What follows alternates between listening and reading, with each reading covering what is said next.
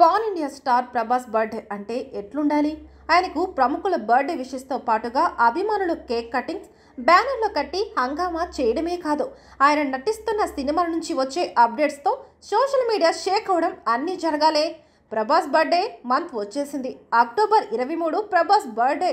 మరి ఆయన నటిస్తున్న సినిమాల అప్డేట్స్ మోత ఈసారి మామూలుగా ఉండేలా లేదు.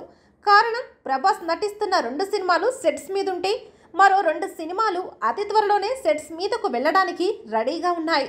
మరోపక్క సందీప్ రెడ్డి వంగ ప్రభాస్ కోసం వెయిట్ చేస్తున్నాడు. ప్రభాస్ ఎప్పుడు ఓకే చెప్తే అప్పుడు సందీప్ సెట్స్లోకి వెళ్లేలా ఉన్నాడు.